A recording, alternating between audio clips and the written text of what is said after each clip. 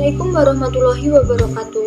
Kami di sini akan mempresentasikan tentang karya ilmiah pembentukan klorofil. Nama kelompok yang pertama Devi Susanti absen 11, yang kedua Siti Aisyah Permatasari absen 32.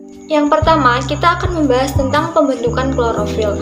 Apa itu pembentukan klorofil? Klorofil adalah pigmen pemberi warna hijau pada tumbuhan, alga, dan bakteri fotosintetik. Klorofil tersusun atas atom karbon, hidrogen, oksigen, nitrogen, dan magnesium. Senyawa ini yang berperan dalam fotosintesis tumbuhan dengan menyerap dan mengubah tenaga cahaya matahari menjadi tenaga kimia.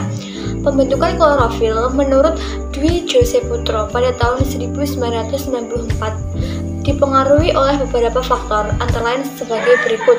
Yang pertama, pembawa faktor, di mana pembentukan klorofil, misalnya pada pembentukan pigmen-pigmen lain seperti hewan dan manusia, yang dibawa oleh suatu gen tertentu di dalam kromosom. Begitu pula dengan tanaman. Jika tidak ada klorofil, maka tanaman tersebut akan tampak putih atau albino, contohnya seperti jagung. Yang kedua, sinar matahari, di mana klorofil dapat terbentuk dengan adanya sinar matahari yang mengenai langsung ke tanaman. Yang ketiga, oksigen. Pada tanaman yang dihasilkan dalam keadaan gelap, meskipun diberikan sinar matahari, tidak dapat membentuk klorofil jika tidak diberikan oksigen. Yang keempat, karbohidrat. Ternyata dapat membantu pembentukan klorofil dalam daun-daun yang mengalami pertumbuhan. Tanpa adanya karbohidrat, maka daun-daun tersebut tidak mampu menghasilkan klorofil.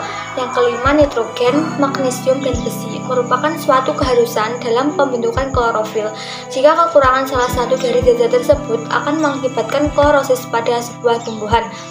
Yang keenam, unsur Mn, Cu, dan Zn. Meskipun jumlah yang dibutuhkan lebih sedikit dalam pembentukan klorofil, namun tidak ada unsur tersebut, maka tanaman akan mengalami klorosis juga. Air. Kekurangan air pada tumbuhan mengakibatkan desintegrasi pada klorofil seperti yang terjadi pada rumput dan pohon-pohon di musim kering. Yang kedelapan, temperatur 40-50 derajat Celcius merupakan suatu kondisi yang terbaik untuk pembentukan klorofil pada kebanyakan tanaman. Akan tetapi, yang paling baik ialah pada temperatur antara 26-30 derajat Celcius. Klorofil dibentuk dari kondensasi suksinil koenzim A dan asam aminoglisin menjadi senyawa yang tidak stabil, yaitu asam aminoglisin menjadi senyawa asam aminoketoda didapat. Kemudian melalui dekarboksilasi dan diubah menjadi asam aminolokvalenat dikatalis oleh enzim aminolokvalenat sintotase dengan adanya pidoksal fosfatidilaya. Dibungkus oleh dua lapis membran, yaitu membran dalam dan membran luar yang dipisahkan oleh ruang intermembran.